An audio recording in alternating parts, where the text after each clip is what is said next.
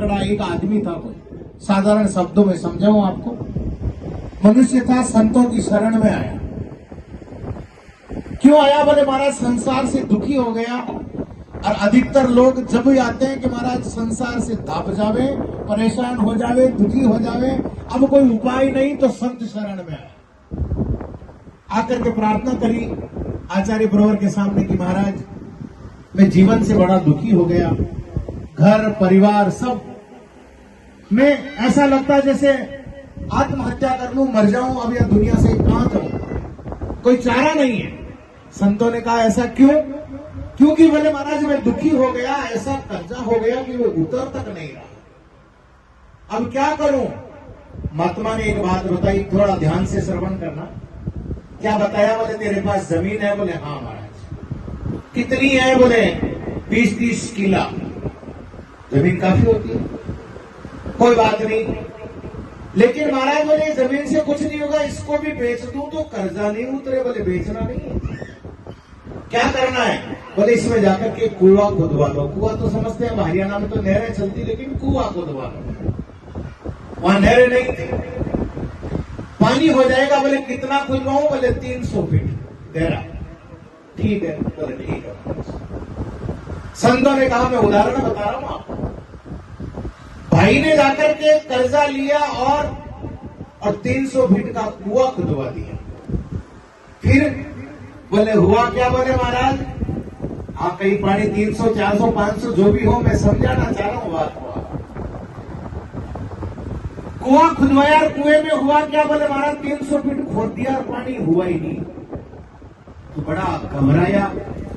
जैसे आज मार साहब सेवानिवृत्त हुए अध्यापक जी, तो आप सभी लोग आए, ऐसे भाई बंधु उसके पास में होते हैं, वो सभी इकट्ठा हुए। बोले ये बेचारा डूबा हुआ था, महात्मा ने इसको बुरी तरह डुबा दिया।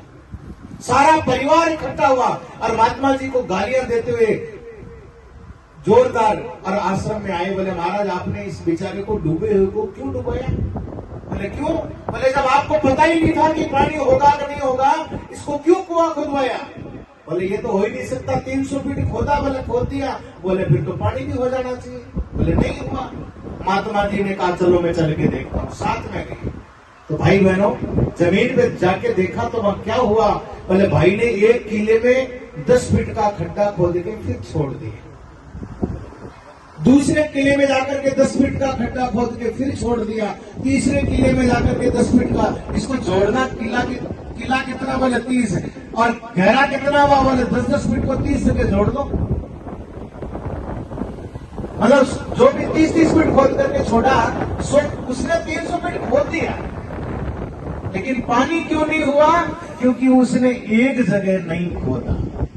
हम भी जीवन में यही गलती करते हैं मेरे भाई बहनों। 5 साल किसी देवता को मानेंगे, 5 साल जाकर के किसी देवता को पकड़ेंगे और 5 साल किसी को पकड़ेंगे, जब तक जीवन निकल जाएगा। और जिंदगी बड़ी थोड़ी है, दिन थोड़ा आशा घड़ी, दिन थोड़ा आशा घड़ी उड़ जो जीव जंजाल, रजब खेचा ताण में वो आई पहुंच गयो काल। वो छोड़ता नहीं किसी को, वो तो आएगा। इसीलिए समय नजदीक है और एक दादू दयाल महाराज की शरण है, तो महाराज इसी का शरणा पकड़ लो।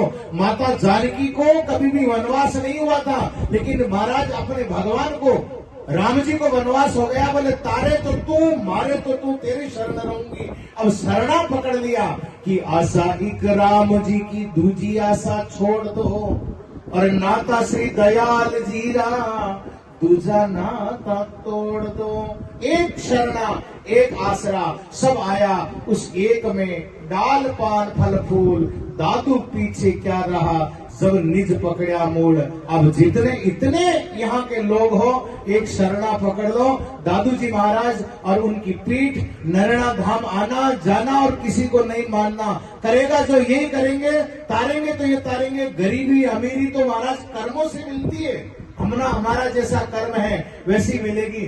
यहाँ कर्म सुधारने हैं तो एक दादू दयाल महाराज की शरण पकड़े और उसी के साथ में अपने जीवन को आगे बढ़ाएं। मैं